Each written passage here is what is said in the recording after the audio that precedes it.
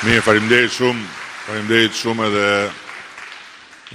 shumë mirënjohje për ardhjen sot, edhe pse është një ditë pushimi në këtë paradite për të ndarë së bashku disa momente dhe për të diskutuar mbi disa linja kryesore të buxhetit të bashkisë, por edhe të buxhetit të shtetit për vitin që po troket. Dhe më vjen shumë mirë që më në fund kemi një projekt buxhet të qeverisë së Partisë Socialiste, i cili ka si kryefjalë pensionistët. Më vjen shumë mirë që pas një rrugë të gjatë, pas një përpjekje të gjatë, ne kemi arritur që të krijojmë kushtet financiare, fal rritjes së ekonomisë, fal reformave që nxitën ekonominë dhe fal në radhë të parë mbështetjes së palëkundur të shumicës shqiptarëve që na dhanë mundësinë të ndërtojmë një projekt afatgjat për Shqipërinë në Bashkimin Evropian, ne kemi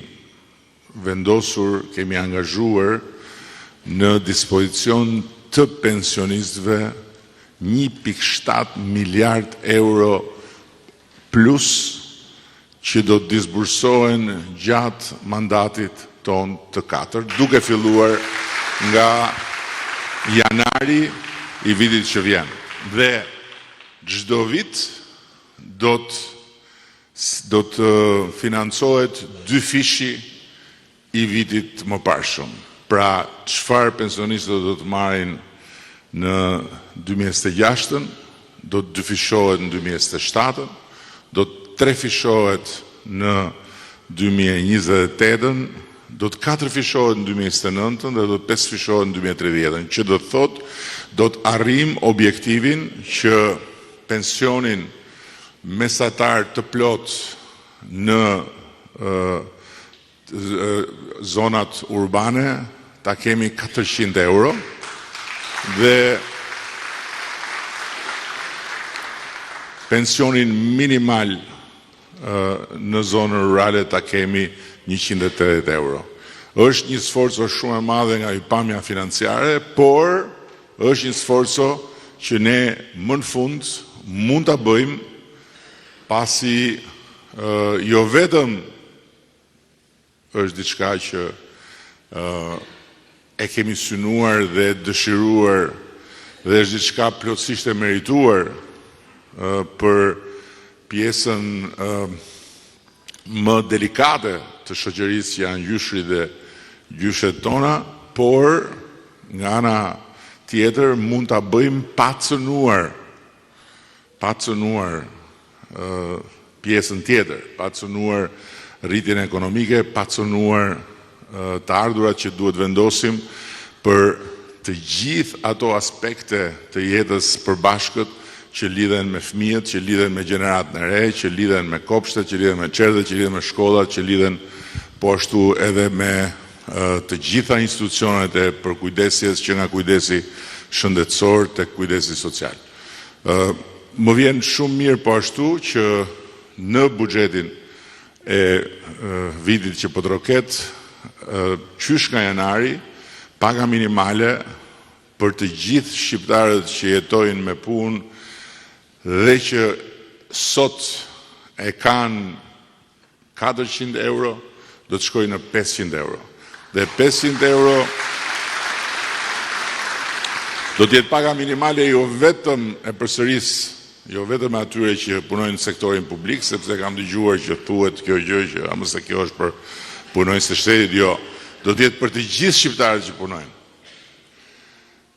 Dhe paga minimale 500 euro është vetëm hapi i parë i mandatit të ri, sepse brenda mandatit të 4 ne jemi zotuar ta çojmë pagën minimale 700 euro. që jemi zotuar që në Shqipëri mos ketë një pagë më të ulët se 700 euro dhe do ta bëjmë hap pas hapi gjatë këtij mandati. Po ashtu, për shkak të rritjes pagës minimale, do të rriten dhe pagat e tjera. Do të rriten pagat e tjera në sektorin publik, por siç ka ndodhur dhe më parë kur kemi rritur pagën minimale, do të rriten dhe në sektorin privat. Kështu do të rriten pagat për mësuesit, do të rriten pagat për mjekët dhe infermierët, do të rriten pagat për punonjësit e policisë, për ushtarakët dhe për të gjithë të tjerët, duke filluar sigurisht nga ata që marrin pagë minimale, gjithë sanitare, punonjës mbështetës, shoferë etj.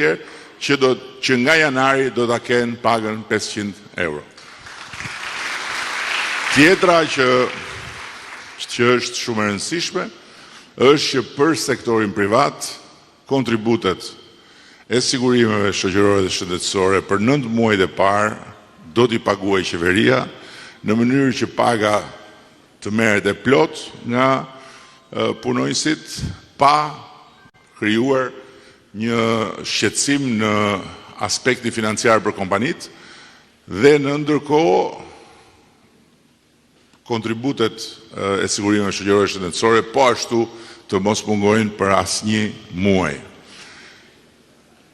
Nga ana tjetër, është shumë e rëndësishme ta theksoj sepse kjo është diçka që thuhet, por thuhet gabim. Jo vetëm që ne kemi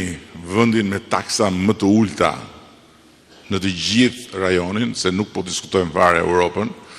por do të vazhdojmë të jemi vendi i vetëm, rast unikal, dhe këtë e kemi bërë me vetdijet plot dhe me një qëllim strategjik për të ndihmuar ekonominë familjare, vendi ku nuk ka taks për biznesin e vogël dhe ku biznesi i vogël nuk paguan tatim fitimi, e ka zero. Dhe kështu do të vazhdojmë ta mbajmë siç jemi zotuar deri në fund të këtij mandati në vitin 2029. Që do të thotë që biznesi i vogël do vazhdoj të paguaj vetëm kontributet shëndetësore dhe shoqërore për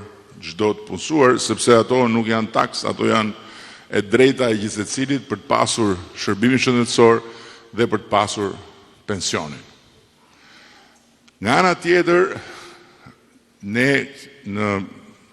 këtë plan të ri për 2026 kemi futur edhe atë që e kemi shpjeguar gjatë fushatës, paqen fiskale. Paqja fiskale është një marrëveshje me sipërmarrjen për të rënë dakord sipërmarrja me administratën tatimore për të paguar një